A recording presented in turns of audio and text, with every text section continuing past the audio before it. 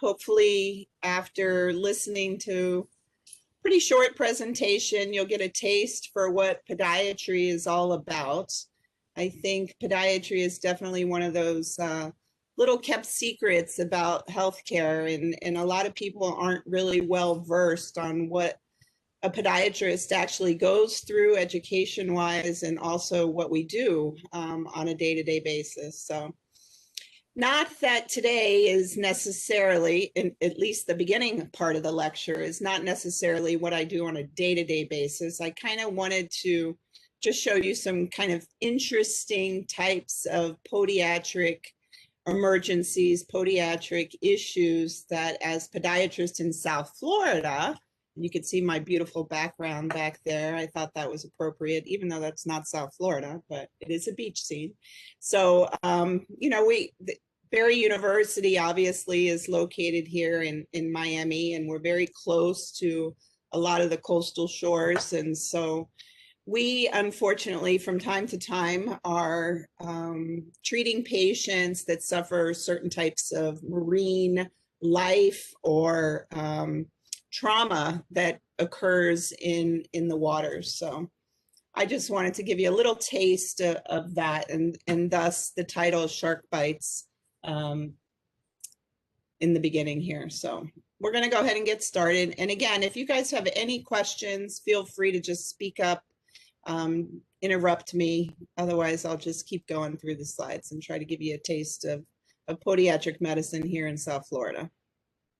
All right, so shark bites. I just thought this was kind of a cool picture, so I included it. But one of the things that I have learned, I practiced for quite some time right off of Miami Beach at Mount Sinai Medical Center, and we're in very close proximity to the beach. So many times when patients suffered certain types of injuries in the water, they would bring them to our emergency room. And this is one case that I'm going to present to you that sort of one of those cases you'll never forget. So quite interesting. This was a young gentleman that was wading in the waters, you know, in the beach in Miami Beach. And it was around 3:30, 4 o'clock in the afternoon, which, after doing a little bit of research with the students, which we commonly do when we have interesting cases, we discovered is the most common time for these types of shark bites or shark attacks to occur. And here in South Florida, typically it's involving a nurse shark. And that picture that you saw back here, this is actually the mouth of a nurse shark. And you can see they have multiple rows of teeth. These teeth are often breaking off and falling out. And as you know, or maybe not, but sharks will regenerate teeth.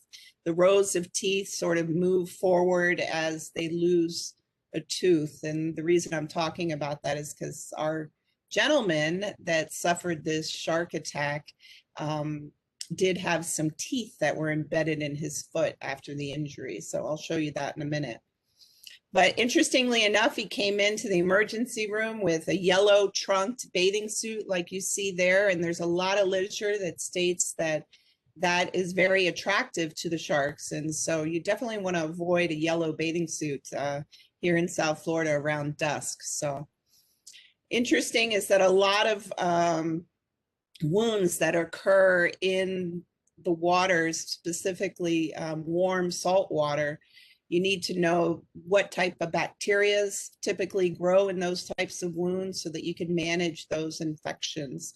And so you need to know what types of antibiotics are most efficient in treating those particular types of bacteria. And in this case, with shark bites in the warm waters, antimicrobial therapy of choice is augmentin. So just throwing that in there. So this is our gentleman. You can see that the big toe, just proximal to his big toe, you can see a very large gash. That is obviously the result of this attack. And the tendon, the very strong tendon that attaches to the great toe, was severed completely. And so when you look at the clinical image of his foot over here, you can see that the big toe is sort of flopping downward. It's not at the same level of the lesser toes. And that's a result of that tendon being lacerated with the actual shark bite. And then you can see another very deep gash here on the lateral aspect of that third toe. And this is his radiographs. And so we were really excited when we saw this x-ray because we thought this was a shark tooth. We thought this was a shark tooth. But in actuality, this ended up being a fracture off of the base of his toe bone. So the crushing injury of the bite actually caused a fracture of that third toe. And when we discovered that, we thought for sure that this was obviously another type of fracture, but this was actually a shark tooth. So that was kind of cool to pull out of there. So moving forward, this is that wound now that it's been cleaned up. We will go in to the operating room. Obviously, this patient has been put to sleep, and we are cleaning up all of the sand and debris and any type of foreign body that was contaminating the wound that could increase his chances of infection after this has been repaired. So this is looking at the foot from the front, from the distal aspect of the foot. And this is a little bit before we had a chance to clean up this area, but you can see that laceration, that bite goes through and through from the top of the foot to the bottom of the foot. And this is the area that needed to be explored. And we found a fracture there, and then the shark tooth was on the other side. But now you can see the foot has been cleaned up. We're here in the operating room, and we are going to repair that very large tendon that was lacerated with this injury so that he doesn't lose mobility of that toe, which could greatly affect the way that he walks. So in regards to other marine life types of injuries, any guesses what this might be? So this was another patient that was walking in the shallow waters, Miami Beach. Anybody have any guesses what that could be? If you want to respond, you can either take yourself off of mute or you can just type something into the chat. And in the chat, it says some sort of sting. It's an urchin. Courtney, you hit it on the button.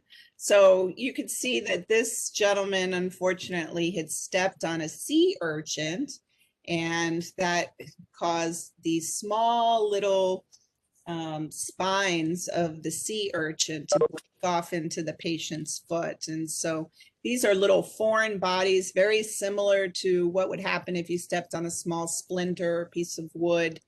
That material, once it's embedded into the body, can elicit an acute immune response, extremely painful, and obviously could lead to an infection. So that's definitely something that we want to try to get as many of those small little sea urchin spines out of there. And that's what a sea urchin would typically look like. So you can imagine if you were to step on this, obviously very, very painful, and could lead to a... I actually did step on one when I was in Greece one summer, so I know what it's like. Not fun, not fun. Yeah. So another marine life type of injury, jellyfish stings. Jellyfish stings are actually really common. They are typically not very dangerous. There are some sea urchins like the box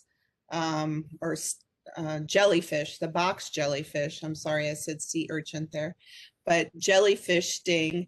So the bulla, the toxin that is in these small tentacles that can extend multiple feet from the body of the jellyfish, they will have little tentacles, little barbed tentacles. And if you run across those, obviously those little tentacles can embed it and attach to the skin, and there's a toxin that's actually released.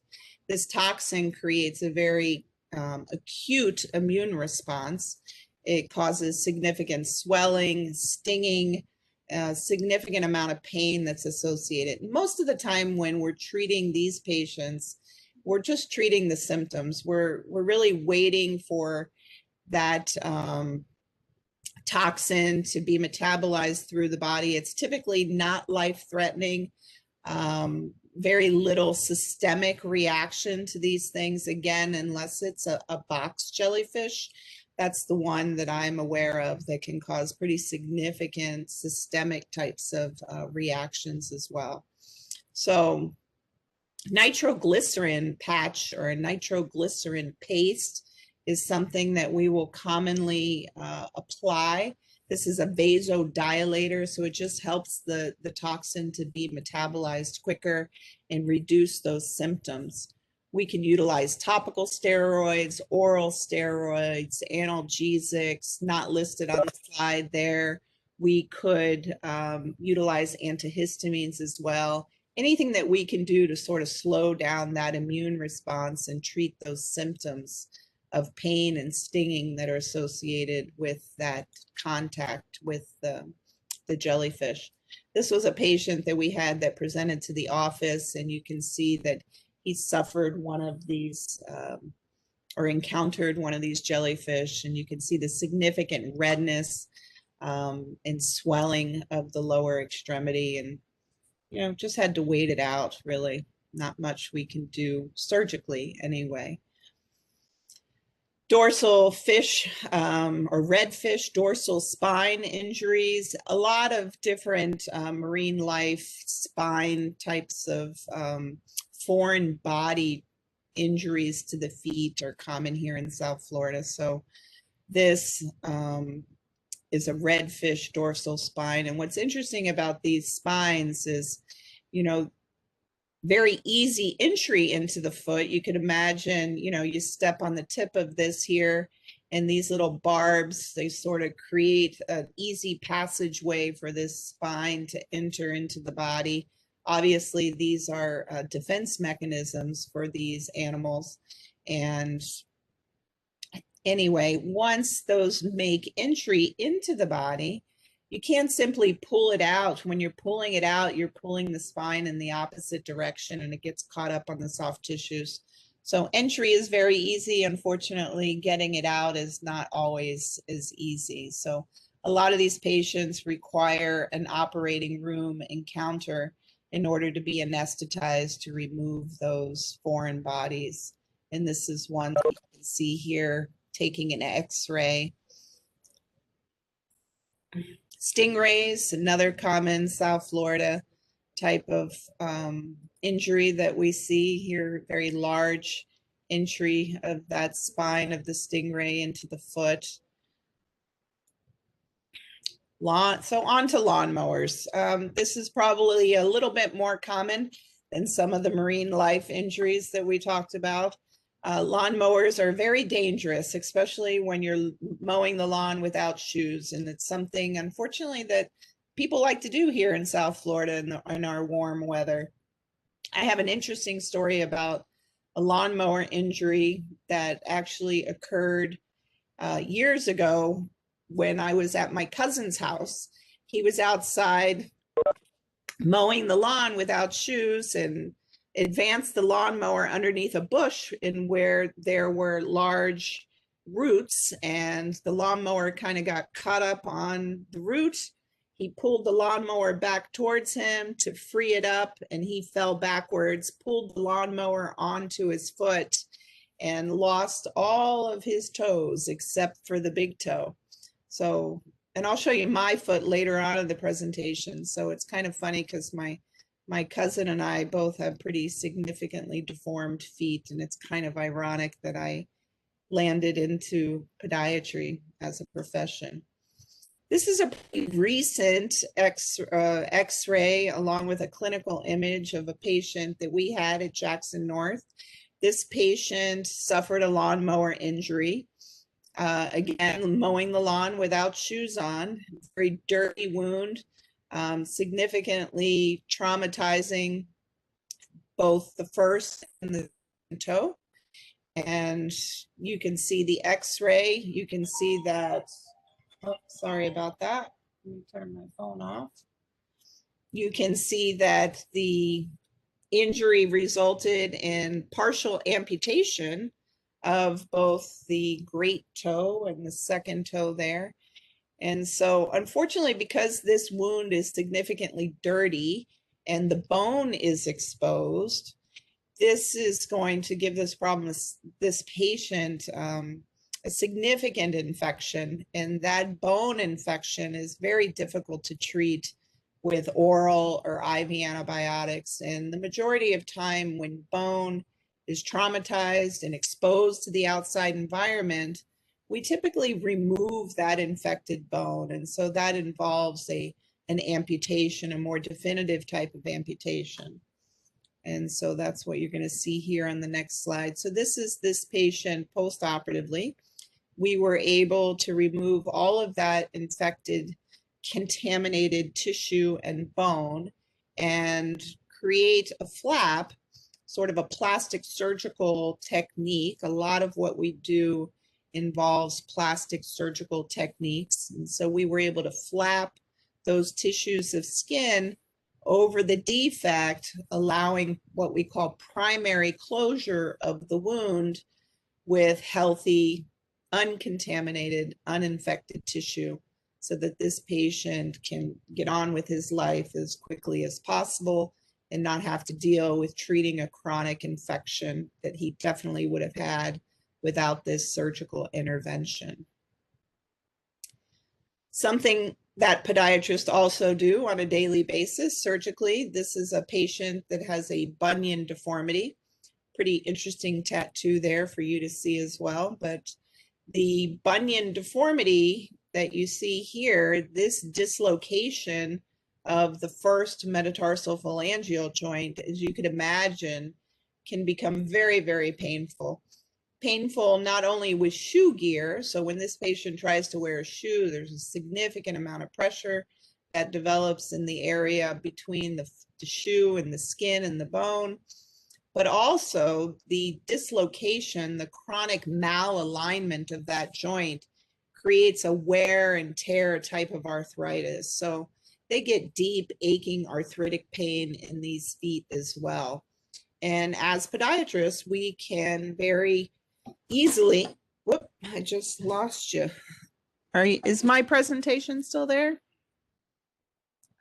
We're still on. Yes, we can still see it. Okay, perfect. I lost my monitor cord, but you're still on the laptop, so we're good to go.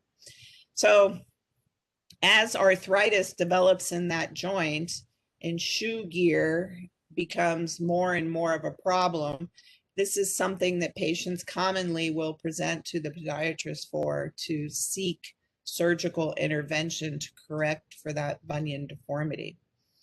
And so this is just showing you a quick intraoperative image of this particular patient's bunion procedure. Depending on the bunion type, there are various etiologies or causes of bunions.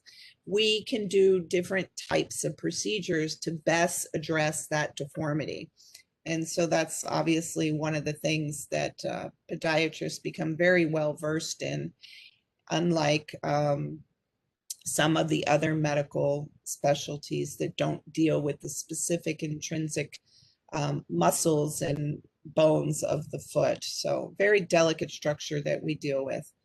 So here you can see that a plate and screws have been inserted into this patient's foot to correct that bunion deformity. And I'll show you on the next slide exactly what we did. But this is the x-ray, the preoperative x-ray. You can see that significant deviation of the first metatarsal towards the midline of the body. And then post-operatively, you can see that the alignment of that toe is definitely much straighter than it was pre-operatively. And what we did here is we addressed the deformity for this particular patient at the first metatarsal cuneiform joint. And so we remove the cartilaginous surface of both of those joints, or both of those bones. We realign the metatarsal in the correct anatomical position. The joint is then compressed and stabilized with a plate and screws that go across that joint. And so typically this takes about 6 weeks to heal, 6 weeks to get a complete fusion of those two bones. And now they're in that corrected position, and that patient can go on and lead a normal life with a pain-free, cosmetically better appearing foot. This is her image immediately post-op, and you can see, I wish I had the pre-operative image, but look at the position of that first toe.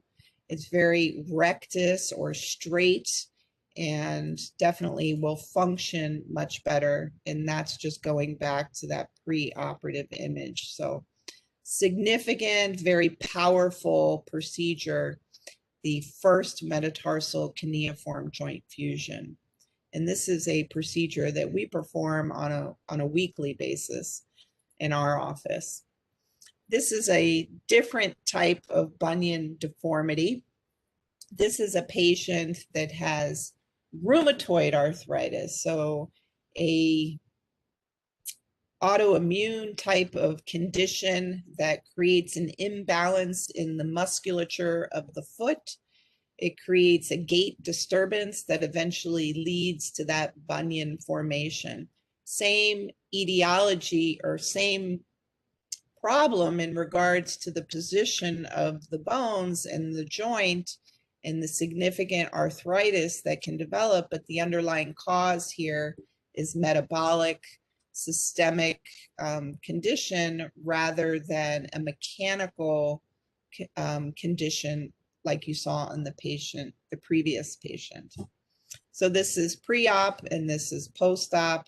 Again, we were able to achieve a rectus alignment of that joint. This is the patient's preoperative x-rays. This is 4 weeks post-op.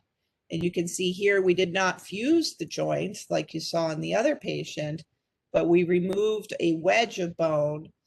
Once you remove the wedge of bone, you can shift that metatarsal over into a more corrected position, and thus it aligns the entire metatarsal phalangeal joint. So that's another type of bunion procedure.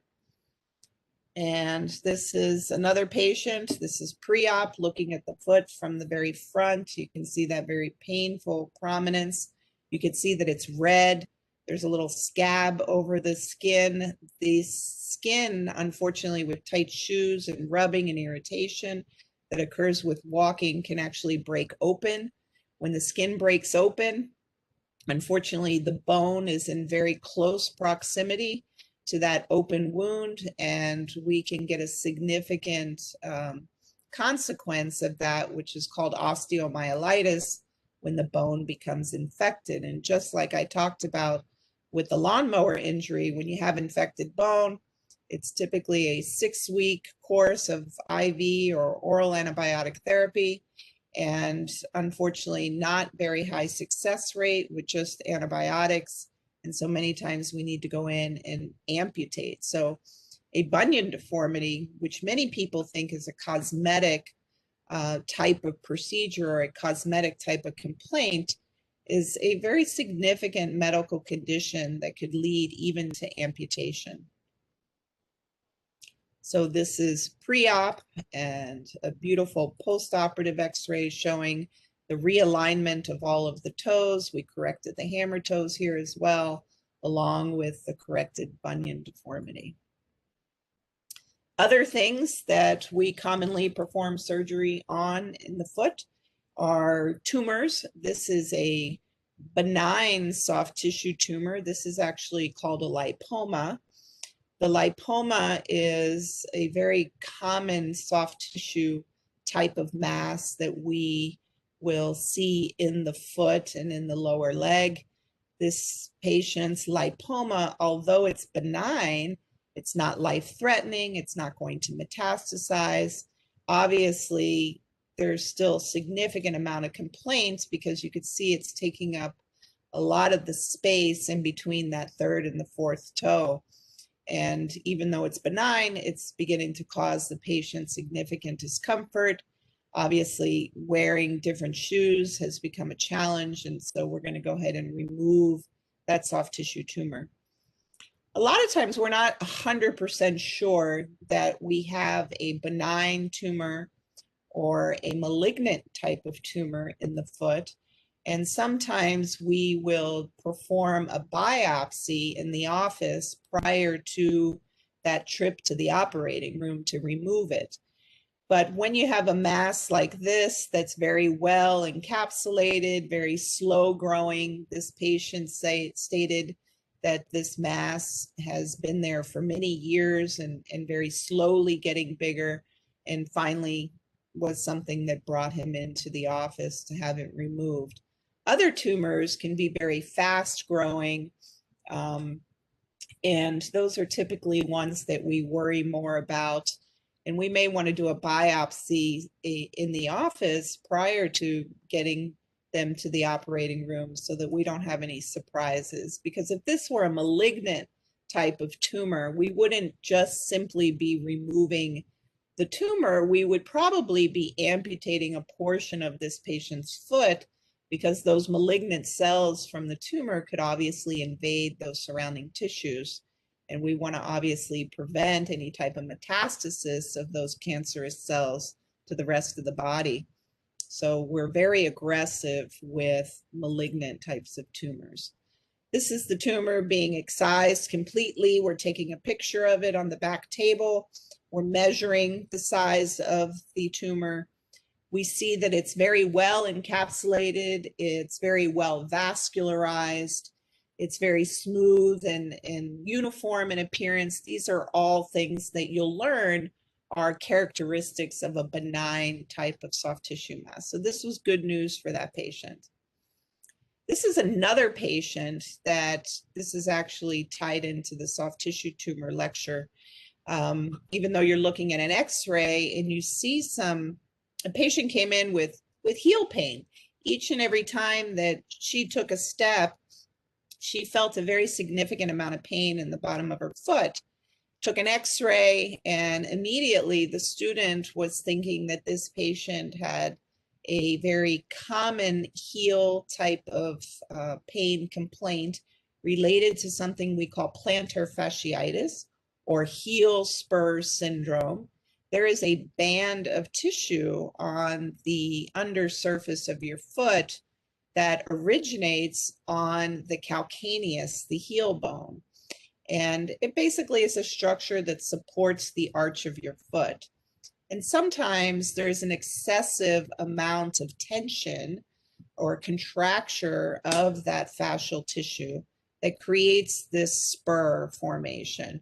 And it causes a patient significant inflammation and discomfort, especially after they've been resting or sitting in the chair for a while. Maybe some of the participants have actually experienced that condition, but it's very, very common. I would say when I'm in the office each and every day, at least 2 or 3 patients will come in with heel pain. And typically the etiology or the cause of that heel pain is plantar fasciitis, or often called heel spur syndrome. But this patient, when we took the x-ray, you could see a little something unusual here in the soft tissues. There are some calcifications within the soft tissues, which is extremely rare in the foot. And so we had performed an MRI. The MRI showed a soft tissue mass in the plantar aspect of the foot that had a lot of characteristics of a more malignant lesion. And so if you compare this soft tissue mass to that nice vascularized, well-uniformed lipoma that we took out of the toe, you can appreciate the vast difference here. And this is unfortunately a liposarcoma So this is actually the malignant form of that lipoma, the benign lipoma you saw a few slides prior. So this is bad news for this patient, unfortunately. This is another soft tissue mass. This one is very drastic in presentation. This patient had a very quick soft tissue mass growing on their foot, and eventually the mass grew so large that it actually ulcerated the skin. It began to basically come out of the body. Actually, here's a nice clinical image of it, but you can see this is all tumor. You can see the vast splaying between that first and that second digit. And this tumor actually broke through on the dorsum of the foot. And that was the MRI that we took. And you can see this is all tumor that is just invading the entire space of the foot, and again, eventually ulcerated. This was unfortunately a very aggressive type of malignant soft tissue tumor, and unfortunately this patient had to undergo a complete foot amputation, and that's what you see here.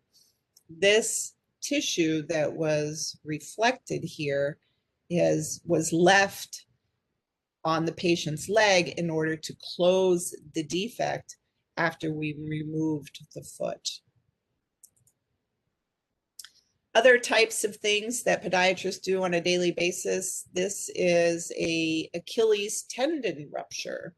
So patient was presented to the office, he was playing basketball, jumped up to retrieve a ball, and when his foot hit the ground, he felt like somebody slapped him in the back of the leg, turned around, nobody was there, was then unable to support the weight of his body, and his friends carried him off of the field, brought him into the office, and lo and behold, he could not move his foot up and down, and we admitted him, suspecting a rupture of the Achilles tendon, and that's what you're seeing here on the slide is an MRI image that was taken where we can actually see the tendon with this advanced imaging technique. MRIs allow us to look at the soft tissues, unlike x-rays where we can really only see the bone and an outline of those soft tissues. So very detailed exam allowing us to visualize that tendon.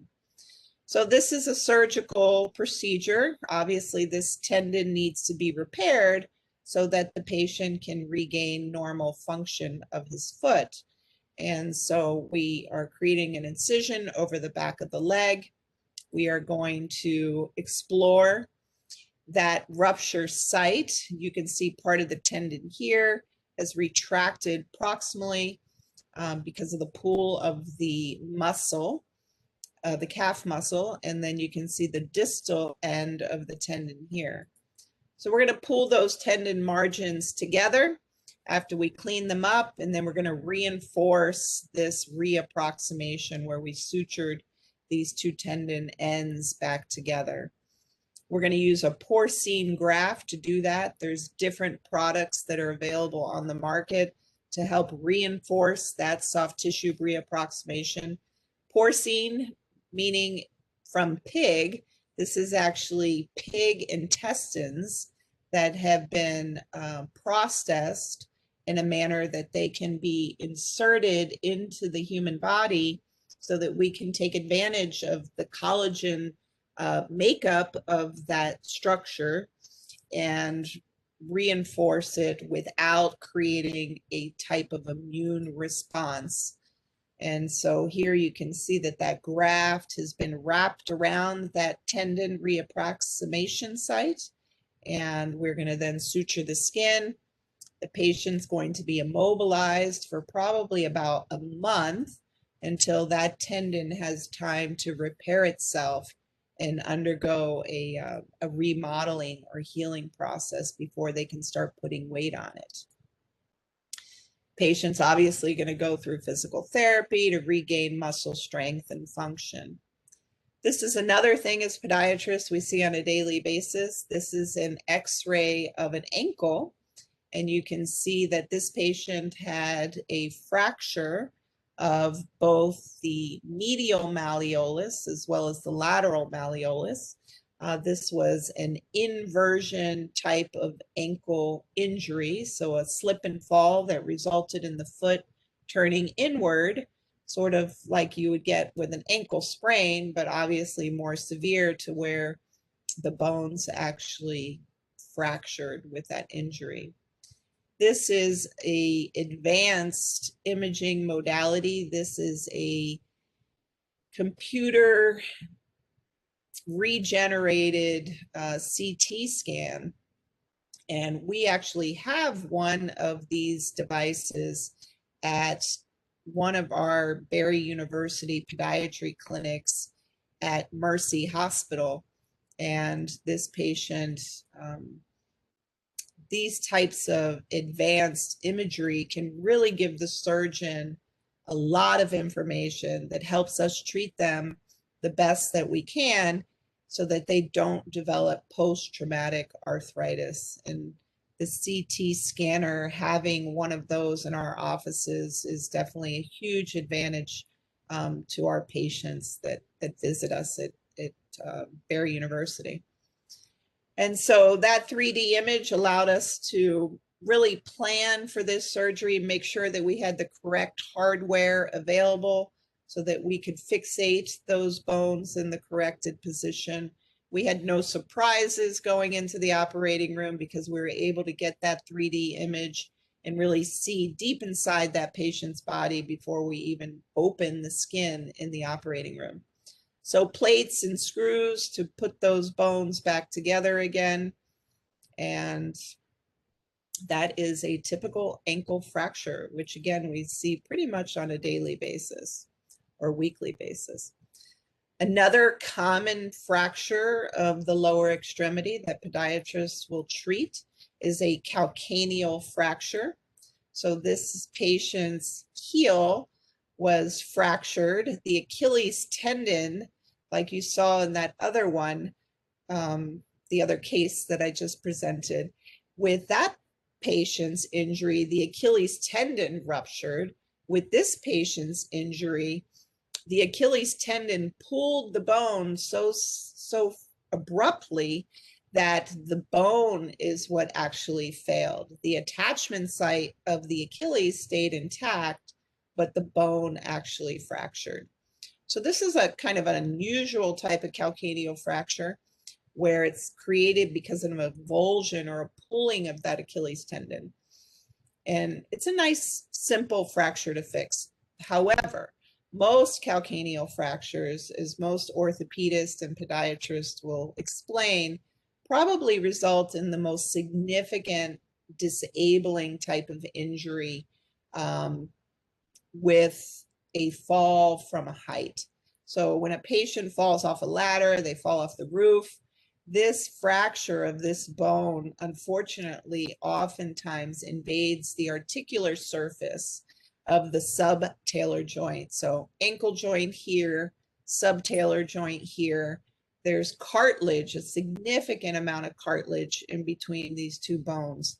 And when you have a traumatic injury to the cartilaginous surface, it results in a significant amount of deformity and arthritis. So calcaneal fractures are very, very challenging to treat. This one, nice and simple. I love it when I get these. I think someone There's a question, right? There's a question. What population do you typically see this injury in? So calcaneal fractures are typically in younger male patients between the ages of 35 to 45. And I think typically it's because of their activity level. You know, men are typically the ones that are falling off of ladders, off of roofs and things like that. They're definitely involved more in contact sports that result in these types of injuries as well. So it's definitely a younger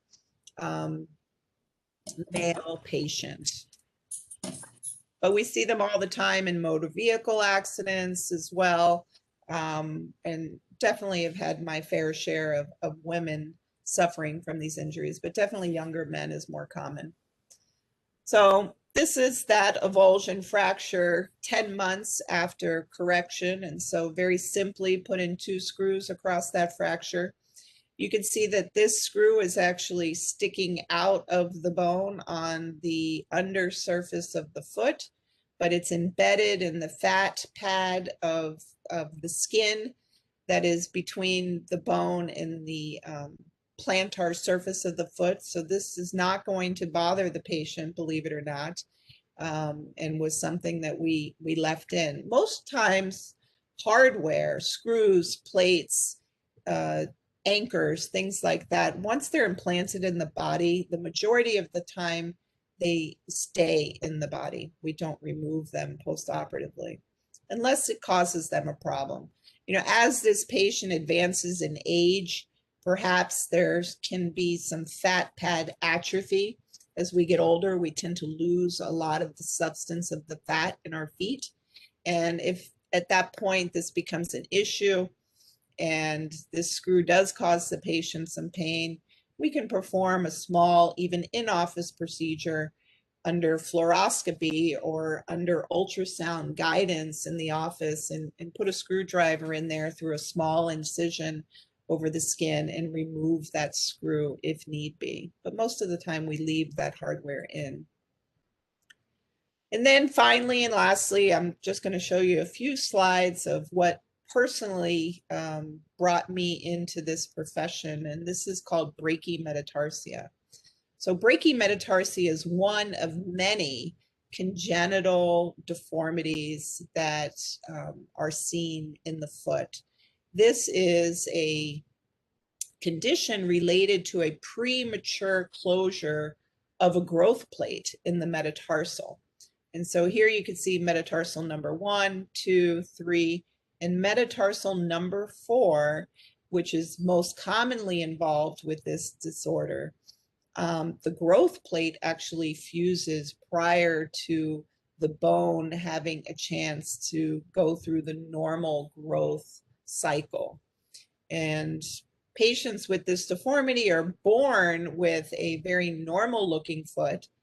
And then typically about the age of 7 or 8, you will notice that the 4th toe doesn't appear to be growing or elongating with the rest of the foot as that child is going through the normal growth patterns. And eventually that 4th toe will become elevated because it just doesn't have that bone, that metatarsal pushing it out anymore. So it sort of sits on the top of the foot. And this is something that is a huge cosmetic concern. It's actually pretty common, about 1 in 1,000 births, patients will develop a brachymetatarsia. So next time you're at the beach or you see someone with sandals on that has this toe, you'll know that this is a very common congenital deformity in the human foot. So how do we fix it? We perform a procedure called bone callus distraction. And this was a technique that was actually developed in Russia by a very famous orthopedic surgeon by the last name of Elizarov. And it is a procedure that he began performing on patients that had limb length discrepancies, where one limb was shorter than another. And typically the reasoning for that is some sort of traumatic incident, but there are many congenital deformities as well in which patients can have a limb length discrepancy. So we implement his principles and all of the research that he did with limb salvage and these limb length discrepancy patients, and we implement it into the foot to lengthen this metatarsal. So we put pins in the foot, in the particular bone that we're correcting, both distally and proximally, and then we cut the bone. And then very slowly over time, we stretch that bone by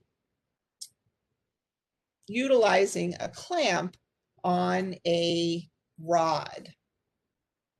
And this is actually not my foot. This is actually one of my patients that I did this procedure on, but you can see that there's a bar outside the body, and then there are pins that attach to the bar and are advanced into the bone. And there's a small little clamp here that the patient actually will turn on a daily basis. So we get very minute, very small increments of distraction. And what happens is that the human body regenerates the bone in that defect. And so it's like elongating a fracture as it's healing. And we recreate or regrow bone. So this is that patient pre and post callus distraction. And you can see that there was a 22 millimeter deficiency. And after the procedure, we were able to gain 22 millimeters of length. And so now you can see that the patient has a normal parabola, normal length pattern of all the metatarsals. And that took about 36 days of the patient with that external fixator on. 1 millimeter, very small increment of distraction a day. So we wait for 7 days after we create the fracture. We distract 1 millimeter a day, and then we leave it on for another 7 days. And so 36 days to have a normal looking foot. So pretty cool procedure. This is that same patient. You remember how that toe was sitting on the top of her foot. This is her post-operative x-rays, not perfectly straight, but definitely out to length. And lo and behold, her toe and her foot looks better, but it also functions better. So yes, although cosmetically this is what usually brings these patients in, we're definitely improving the function of their foot. So that's it for me. Any questions? Thank you so much, Dr. Brill. Does anybody have any questions for Dr. Brill? Let me also mention that when she's done, if she has any questions, I will hang around for just a few minutes to answer any questions about Barry University and our admission process, although I will be participating in a session later today that focuses exclusively on admissions. So feel free to either take yourself off of mute or put something into the chat if you have a question for Dr. Brill.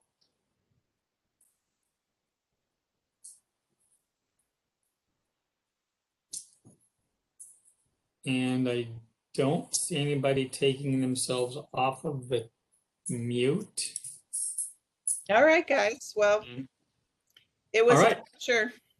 Thank you so much, Dr. Brill. We really appreciate you educating us on all these usual and not so usual cases that you might see in podiatric medicine. And thanks to everybody who did attend. I'm going to put my email into the chat right now. If you would like to reach out to me at some point later to ask questions about Barry or to be in touch with Dr. Brill or anything like that, please take my email and reach out. As I said, I will be participating in a separate session later today for Iowa State students. And that should be on your calendar if you'd like to meet me there. Thank you, everybody, for joining us, and have a great rest of your session today.